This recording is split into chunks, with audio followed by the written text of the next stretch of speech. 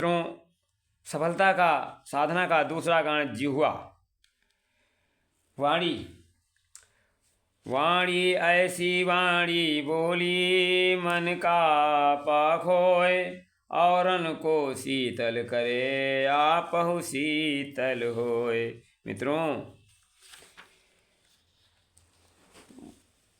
वाणी के संयम से बोले हुए प्यार के दो शब्द मनुष्य को अपना बना लेते हैं। इसके विपरीत कटवाणी अपनों को बेगाना बना देती है। आज वाणी के द्वारा माँ सरस्वती का बहुत अपमान हो रहा है। खुशामद और चापलूसी का बोलबाला है। सत्य वचन कहने से मनुष्य को डर लगता है। पहले लोग झूठ बोलते थे, भगवान के घर जाना है, झूठ कैसे बोलें, पर सत्य बोलते डरते हैं। गुंडों के खिलाफ गवाही दे दी और न दी तो मेरे गुंडे हमारे पीछे पड़ जाएंगे। इस संसार में सारे झगड़ों की जड़ है जिह्वा। कठोर वचनों के कारण महाभारत युद्ध हुआ था। विश्वकर्मा ने हस्तिनापुर में पांडवों के लिए जो भवन बनाया था वह अद्वितीय था। वहाँ जहाँ भूमि थी वहाँ तालाब प्रतीत होता था, और जहाँ जल था वहाँ सरोवर और जहाँ जल से भरा सरोवर था वहाँ भूमि प्रतीत होती थी। जब दुर्योधन अपने भाइयों के साथ उस महल को देखने गया तो जहाँ भूमि थी वहाँ सरोवर समझकर उसने धोती को संभाला, और जहाँ जल था वहाँ तालाब था, उसे भूमि समझ वहाँ चला, धड़ाम से गिर पड़ा। द्रौपदी ऊपर की झरोखे में देख रही थी, वह खिलखिलाकर हंस पड़ी। उसने कहा, अंधों की संतान अंधी होती है। यह बात दुर्योधन को चुभ गई।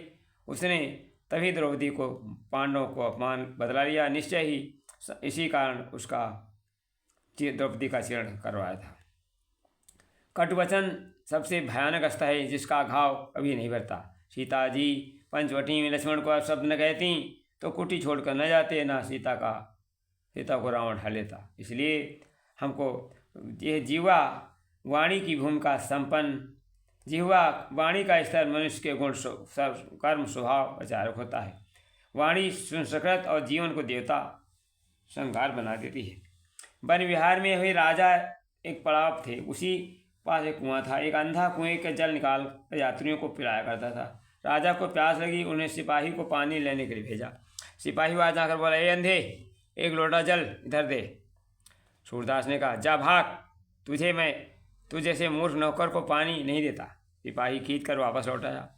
जब प्रधान सेनापति स्वयं वहाँ पहुँचे, उन्होंने कहा, अंधे भाई, एक लोटा जल शीघ्र दे दो। अंधे सोचा, कपटी मीठा बोलता है, लगता है पहले वाला का सरदार हो। उसने कहा, मेरे पास तेरे लिए पानी नहीं है। दोनों ने राजा को शिकायत की, महाराज, बुढ़ा पानी नहीं देता है। राजा उन दोनों को लेकर स्वयं पहुंचा। नमस्कार कहा, बाबा जी, प्यास से गला सूख रहा है, थोड़ा जल दे दें, प्यास बुझा लें। अंधे ने कहा, महाराज बैठिए, मैं अभी जल पिलाता हूँ।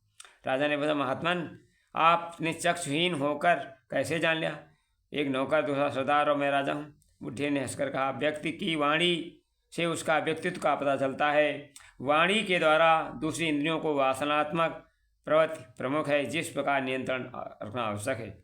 अतः वाणी ही महान है। वाणी के द्वारा हम सब बहुत अच्छी सफलता प्राप्त करते हैं और हम अपने पर संयम रख सकते हैं। अगर हम संयम से काम लें तो हमको सफलता मिलती है। क्योंकि आलस प्रमाद में पड़ कर के जो व्यर्थ समय को खोते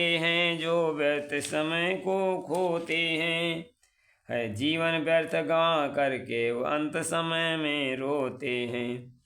वाणी का उपयोग जो संयम से करते हैं, जग उनकी पूजा करता है। वे महापुरुष बन जाते हैं, सौभाग्य उन्हीं का जगता है। वाणी